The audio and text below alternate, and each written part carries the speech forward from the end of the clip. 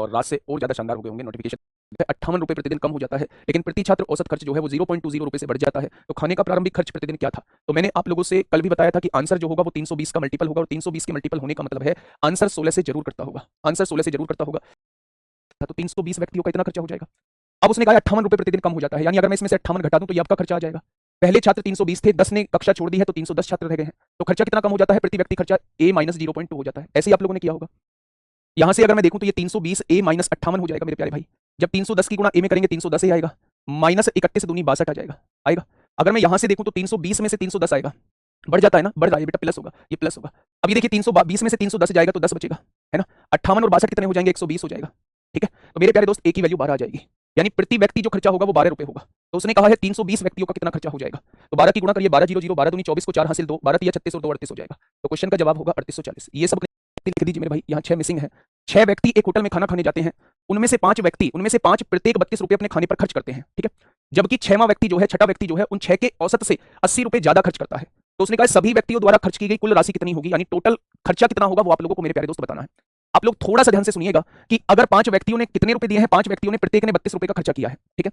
ये जो छठवां व्यक्ति है, ये जो छठवां व्यक्ति है, सबके औसत से यानी जितना इस पर खर्चा आना था उससे भी सबके औसत से कितने रुपए ज्यादा देता है? सबके औसत से 80 रुपए ज्यादा खर्च करता है, सबके औसत से 80 रुपए ज्यादा खर्च करता है। तो आप लोगों को यह बात समझ में आ गई होगी कि जितना इस पर खर्चा पड़ रहा था उतने तो इसने दिए ही दिए, साथ में ये 80 रुपए और दिए। ये 80 रुपए देने का कारण था इन 5 व्यक्तियों ने 80 रुपए कम दिए होंगे। भाई इसने अपने औसत के बराबर तो दे ही दिए हैं, सबके औसत से मतलब जितना औसत पड़ रहा था उससे 80 रुपए ज्यादा दिए हैं। 80 रुपए ज्यादा देने का मतलब है इन 5 व्यक्तियों के 80 रुपए उसने दिए होंगे, यानी इन सभी व्यक्तियों को 16-16 रुपए और देने चाहिए थे। अगर इन्होंने पहले 32-32 रुपए दिए हैं तो 16-16 रुपए और देने चाहिए थे, यानी प्रत्येक का खर्चा जो है वो कितना आ जाएगा? 48 आ जाएगा।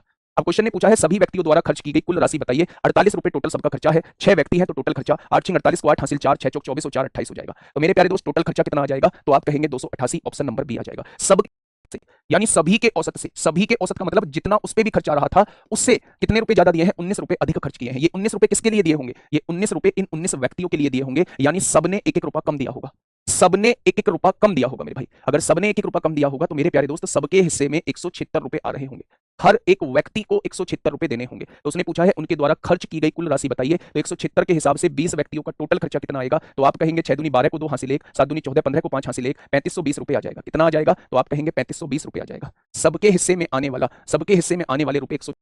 हम लोग या तो कर चुके होंगे या लैंग्वेज बेस्ड क्वेश्चन जो है वो मेरे प्यारे दोस्त आपसे पूछे जाएंगे। पहला क्वेश्चन की औसत आयु 17 वर्ष है।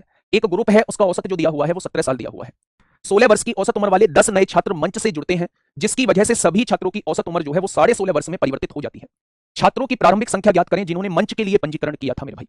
यानी कुछ बच्चे थे n बच्चे थे ग्रुप में, इनका एवरेज दिया हुआ है 17 एवरेज दिया हुआ है, ठीक है।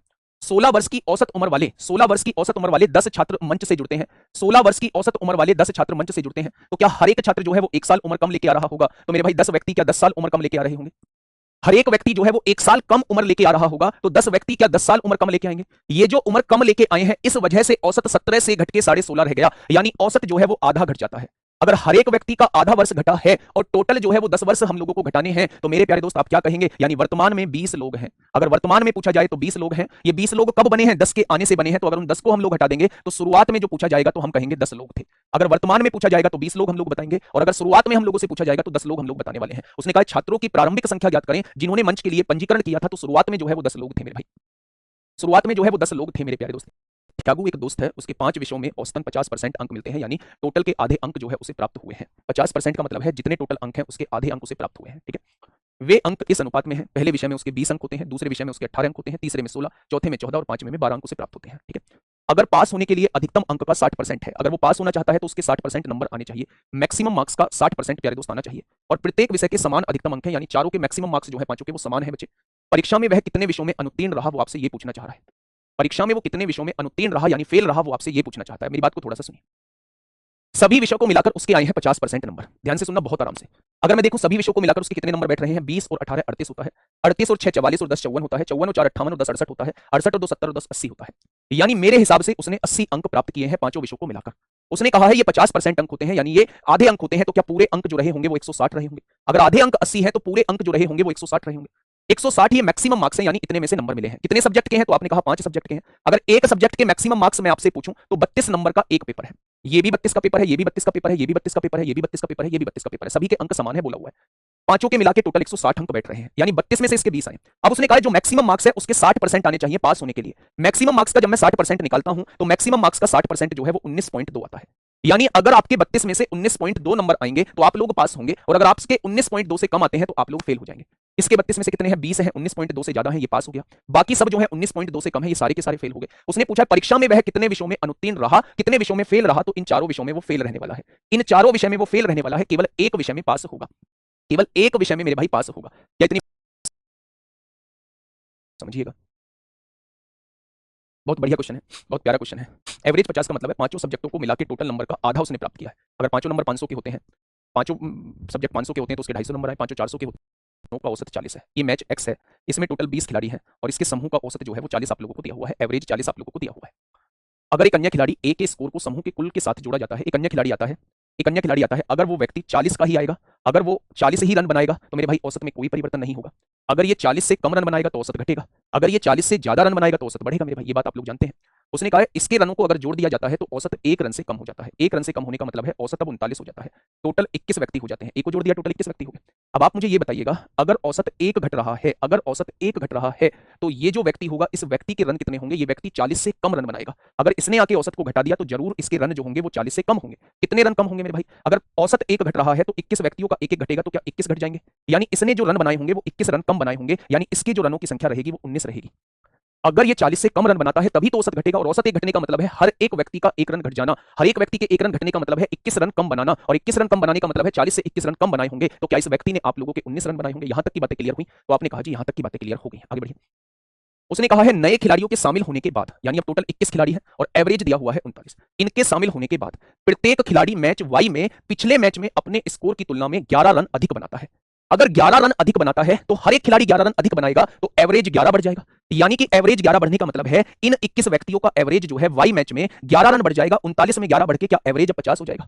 अगर हर एक व्यक्ति पिछले मैच के मुकाबले 11 रन फालतू बनाता है तो क्या उसका एवरेज जो है वो 11 रन बढ़ जाएगा। एवरेज 11 रन बढ़ने का मतलब है अगर पहले एवरेज 39 रहा होगा तो अब 11 रन बढ़ के अब कितना हो जाएगा, तो आप कहेंगे अब 50 हो जाएगा। बहुत बढ़िया जी।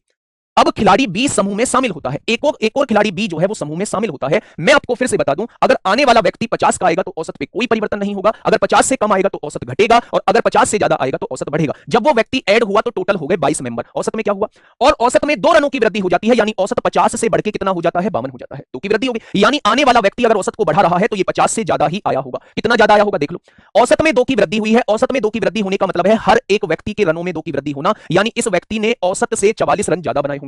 अगर औसत से 44 रन ज्यादा बनाए होंगे तो इस व्यक्ति ने मेरे भाई 94 रन बनाए होंगे, इस व्यक्ति ने 94 रन बनाए होंगे। अब मेरे प्यारे दोस्त उसने कहा क्या है, खिलाड़ी ए द्वारा मैच एक्स में बनाए गए रन जो कि 19 है, और खिलाड़ी बी द्वारा मैच वाई में बनाए गए रन जो कि 94 है, इन दोनों के बीच अंतर क्या है, तो आप कह देंगे 94 में से 19 जाएगा तो कितना बच जाएगा, तो आप कहेंगे 75 बच जाएगा, यानी कि इन दोनों के बीच अंतर कितना आ जाएगा, 75।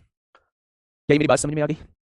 जाता है टोटल 21 व्यक्ति हो जाते हैं ए के जुड़ने की वजह से। अब औसत 1 घट जाता है, यानी 40 से 39 हो जाता है। तो मेरे भाई योग कितना हो जाएगा, 21 निम्मा 189 को 9 हासिल 18, 21 दिया 63, 63 और 18 कितना हो जाएगा, 8 3 11 81 हो जाएगा, हो जाएगा।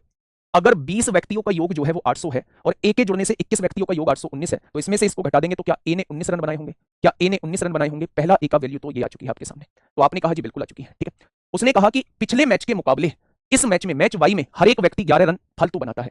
तो मैंने आपको शुरुआत में एक बात बताई थी कि अगर आप हर संख्या में 11 जोड़ोगे तो औसत में भी 11 जुड़ जाएगा, यानी कि 21 व्यक्तियों का औसत जो है वो हर पारी में 11 बढ़ रहा है तो 39 में 11 जुड़ जाएगा, औसत में भी 11 जुड़ जाएगा।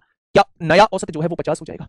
अगर नया औसत 50 हो जाएगा तो इसका योग कितना होगा, 21 व्यक्तियों का औसत 50 है तो क्या 21 व्यक्तियों का योग 1050 हो जाएगा। आपने कहा बिल्कुल हो जाएगा। अगर इसमें एक और व्यक्ति बी जुड़ जाता है तो टोटल 22 व्यक्ति हो जाएंगे, बी के जुड़ने से टोटल 22 व्यक्ति हो जाएंगे मेरे प्यारे दोस्त। अगर टोटल 22 व्यक्ति होते हैं तो औसत में 2 का परिवर्तन आ जाता है, 50 से बढ़ के औसत 52 हो जाएगा, तो योग कितना हो जाएगा, आप कहेंगे 22 दूनी 44 को 4 हासिल लगे 4, 22 पंजे 110 और 4 114 हो जाएगा, हो जाएगा। 21 व्यक्तियों का योग 1050 था, 22 व्यक्तियों का योग बी के जुड़ने की वजह से 1144 हो गया, तो बी ने कितने रन बनाए भैया जी, घटा दीजिए, 94 रन बनाए, ये बी के रन आ चुके हैं। उसने दोनों का डिफरेंस पूछा है, बी और ए का डिफरेंस पूछा है तो 75 आ जाएगा। ये मेरे भाई सिंपल मेथड था, ये इसका डेविएशन। आपके पास टोटल मिला के धन कितना है, आपने कहा 2000 है, ठीक है। अब उसने कहा है वे संपूर्ण धनराशि को एक थैले में रख देते हैं, ये 2000 रुपए एक थैले में रख दिए गए हैं, परंतु उसमें से 500 रुपए चोरी हो जाते हैं। 500 रुपए भाई साहब चोरी हो चुके हैं। अगर 500 रुपए चोरी हो चुके हैं तो कितने रुपए उस थैले में बचे होंगे, 1500 रुपए उस थैले में बचे होंगे। कुल n लोगों को कुछ भी पैसा ना लेने पर सहमत होते हैं। इसमें से n लोग ऐसे हैं जो पैसा नहीं लेने पर सहमत होते हैं कि भाई साहब हमें कुछ नहीं चाहिए, ठीक है, हमें कुछ नहीं चाहिए बच्चे, ठीक है। उसने कहा है और शेष राशि बाकी लोगों में बराबर बराबर बांट दी जाती है, जिससे उनमें से हर एक को 50 रुपए मिलते हैं। अगर 1500 रुपए व्यक्तियों में बांटे गए हैं, बराबर बराबर बांटे गए हैं, सबको 50-50 रुपए मिलते हैं, तो क्या ये जो 1500 की राशि होगी ये 30 लोगों में बटी होगी? आपने कहा जी बिल्कुल बटी होगी। अगर वो ये पूछता है कितने लोगों में बटी, तो आप कह देंगे 30 लोगों में बटी। उसने पूछा है कितने लोगों में नहीं बटी बच्चे, जिससे उनमें से हर एक को 50, तो n की वैल्यू पूछ रहा है, यानी कितने लोगों को नहीं बटी है। टोटल लोग 50 थे, उसमें से 30 को बट चुकी है, तो मेरे भाई कितने लोगों को नहीं बटी राशि, तो आप कह देंगे 20 लोगों को नहीं बटी राशि। कितने लोगों को नहीं बटी, तो आप कह देंगे 20 लोगों को राशि नहीं बटी है। ऑप्शन नंबर 20 क्वेश्चन का जवाब हो जाएगा। आसान क्वेश्चन इनका एवरेज पूछा जाए तो इसमें 80 एवरेज है और यहाँ मेरे प्यारे दोस्त 99 एवरेज है। ठीक है, कक्षा ए में कुल छात्रों की संख्या 45 है, यहाँ कक्षा ए में टोटल छात्रों की संख्या 45 है और कक्षा बी में टोटल छात्रों की संख्या 50 है। यदि प्रत्येक कक्षा से 5 न्यूनतम अंक निकाल दिए जाते हैं, हर एक कक्षा से 5 न्यूनतम अंक निकाल दिए गए, 5 न्यूनतम अंक निकाल दिए गए, जिसके कारण दोनों कक्षा ए और कक्षा बी की कुल मिलाकर औसत जो है वो 3 बढ़ जाता है। औसत जो है वो 3 बढ़ जाता है। ठीक है, तो मेरे प्यारे दोस्त हटाए गए अंकों का औसत याद करें कि हटाए गए अंकों का औसत क्या होगा। ठीक है, हटाए गए अंकों का औसत क्या होगा वो आपसे ये पूछना चाह रहा है, बताइए। प्रत्येक से 5-5 अंक निकाले गए हैं, 5-5 न्यूनतम अंक निकाल दिए, इससे भी 5 निकाल दिए, इससे भी 5 निकाल दिए, क्या टोटल से 10 निकल चुके होंगे? इससे भी 5 निकाल दिए हैं, इससे भी 5 निकाल दिए हैं, क्या टोटल से 10 निकल चुके होंगे? अगर मैं संख्या का रेशो निकालना चाहूं, यहाँ 9 विद्यार्थी थे, यहाँ 9 सब्जेक्ट थे, यहाँ 10 सब्जेक्ट हैं और 2 सब्जेक्टों के अंक जो है वो निकाल दिए गए हैं, दोनों से एक-एक अंक निकाल दिया गया है। छोटा कर लेते हैं। मेरे प्यारे दोस्त अगर इस वाली क्लास का योग पूछूं तो एवरेज में संख्या की गुणा कर दूंगा, तो मेरे प्यारे दोस्त इस क्लास का जो एवरेज बैठेगा वो 720 बैठेगा। आपने कहा बिल्कुल बैठेगा। इस क्लास का जो एवरेज बैठेगा वो 990 बैठेगा। आपने कहा बिल्कुल बैठेगा। बैठेगा या नहीं? तो आपने कहा बिल्कुल बैठेगा। अगर कंबाइन का एवरेज निकालूं तो आप कहेंगे 9 और 2 11 को 1 हासिल 1 9 और 7 16 और 1 17। क्या कंबाइन का योग इतना बैठेगा? अगर कंबाइन के योग को टोटल संख्या से डिवाइड कर दूं तो क्या दोनों का मिला के एवरेज 90 आ रहा होगा? आपने कहा जी बिल्कुल आ रहा होगा। दोनों का मिला के एवरेज 90 आ रहा होगा। लेकिन जैसे ही आप लोग जो है इन दो संख्याओं के अंकों को निकाल देते हैं, दो संख्या के अंकों को निकाल देते हैं, एवरेज जो है वो 3 बढ़ जाता है। एवरेज जो है वो 3 बढ़ जाता है। क्या एवरेज जो है अब वो 93 हो जाएगा? आपने कहा जी बिल्कुल हो जाएगा। अगर मेरे प्यारे दोस्त उन संख्याओं को हटाने के बाद एवरेज जो है वो 93 हो चुका है, तो टोटल 19 में से 2 संख्याएं निकाल दी तो क्या एवरेज 93 हो गया? तो आपने कहा बिल्कुल हो गया। अच्छा मुझे एक चीज बताएंगे, अगर एवरेज 93 है तो उन 17 संख्याओं का योग कितना हो जाएगा? भाई एक बात मुझे बताइए, ये 19 संख्याएं थी, इसमें से 2 घटा दी है मेरे भाई, तो 17 संख्याओं का एवरेज 93 है, तो योग कितना हो जाएगा? आपने कहा 17 51 को 1 हासिल लगे 5, 17 निम्मा 153 और 5 158 हो जाएगा, यानी उन 17 संख्याओं का योग जो है 1581 हो जाएगा। 19 संख्याओं का योग 1710 था, निकालने के बाद योग 1581 हो गया, तो जो निकाली संख्या वो मेरे प्यारे दोस्त कितने योग की होंगी? इसमें से इसे घटा दो, 10 में से 1 गया 9 बचेगा, यहाँ 10 में से 8 गया 2 बचेगा, यहाँ 16 में से 15 गया 1 बचेगा, और दो संख्याओं का योग इतना है तो दो का एवरेज कितना हो जाएगा? तो आप कहेंगे 64.5 हो जाएगा। तो निकाली गई संख्याओं का एवरेज कितना हो जाएगा? निकाली गई संख्याओं का एवरेज जो है वो 64.5 हो जाएगा। और हर एक समूह में क्रम से 40, 50 और 70 छात्र हैं। ये 3 समूह आप लोगों को दिए हुए हैं, इसमें 40 छात्र दिए हुए हैं, इसमें 50 छात्र दिए हुए हैं, इसमें 70 छात्र आप लोगों को दिए हुए हैं। ठीक है, परीक्षा में ए समूह के छात्रों का औसत प्राप्तांक 70 है, ये एवरेज दिया हुआ है, ये एवरेज आप लोगों को दिया हुआ है। समूह बी के छात्रों का औसत प्राप्तांक जो है वो 60 आप लोगों को दिया हुआ है। यदि सभी तीनों समूह को एक साथ मिला दिया जाए तो उनका औसत प्राप्तांक 80 हो जाता है। सभी तीनों को मिला दिया जाए तो उनका औसत प्राप्तांक 80 हो जाता है। तो समूह सी के छात्रों का औसत प्राप्तांक ये तो हमने किया है। मेरे प्यारे दोस्त फिर से ये संख्या दे रखी है, आप रेशो निकाल लीजिए, 4 5 7 रेशो हो जाएगा। ठीक है, अगर मैं आपसे ये कहूं कि एवरेज की गुणा संख्या में करिए तो यहाँ योग 280 आएगा, 60 की गुणा 5 में करिए तो यहाँ योग 300 आएगा, मुझे नहीं पता इनका एवरेज। 7 की गुणा ए में करेंगे यहाँ योग 7 आएगा, और अगर मेरे प्यारे दोस्त मैं सबको जोड़ दूं तो ये सबका योग आ जाएगा। अच्छा टोटल संख्या है कितनी? 7 5 12 और 4 16। अगर सभी का औसत 80 है तो सभी का योग कितना हो जाएगा? 16 8 128 1280 हो जाएगा। तो मेरे प्यारे दोस्त 300 और 280 580 प्लस इधर आके माइनस हो जाएगा, तो 1280 में से 580 जाएगा तो कितना बचेगा मेरे भाई? 700 बचेगा। और मेरे प्यारे दोस्त 7 इधर मल्टीप्लाई में है, इधर आके डिवाइड में हो जाएगा, तो इस क्लास का जो एवरेज आ जाएगा वो 100 आ जाएगा। इस क्लास का जो एवरेज आ जाएगा वो 100 आ जाएगा। ठीक है, इस क्लास का जो एवरेज आ जाएगा वो 100 आ जाएगा। क्या ये बात समझ? A B C D E और एफ मेरे भाई, ये 111 रुपए की है, ये 95 रुपए की है, ये 50 रुपए की है, ये 125 रुपए की है, ये 75 रुपए की है और ये x रुपए की है। लागत पर खरीदी है। ठीक है, अगर इन पुस्तकों की औसत लागत जो है वो बीसीडी की औसत लागत से 6 अधिक है। अच्छा बीसीडी की औसत लागत क्या होगी? बीसीडी की औसत लागत तो आप क्या कहने वाले हैं? बीसीडी का योग निकाल लो, 5 5 10 को 0 हासिल 1, 12 और 1 13 5 18 9 27। बीसीडी का योग 270 आएगा, तो औसत कितना आ जाएगा? 90 आ जाएगा। उसने कहा है इन सब की जो औसत लागत है वो बीसीडी के औसत से 6 ज्यादा है। औसत से 6 ज्यादा है तो क्या इन सबका एवरेज 96 हो जाएगा? क्या इन सबका एवरेज 96 हो जाएगा? अब मेरे प्यारे दोस्त आप लोग डेविएशन लगा दो, 96 से ये कितना ज्यादा है? 15 ज्यादा है मेरे भाई। 96 से ये कितना कम है? 1 कम है। 96 से ये कितना कम है? माइनस का 46 कम है। 96 से ये कितना ज्यादा है? तो 29 ज्यादा है। 96 से ये कितना कम है? तो आप कहेंगे माइनस का 21 कम है।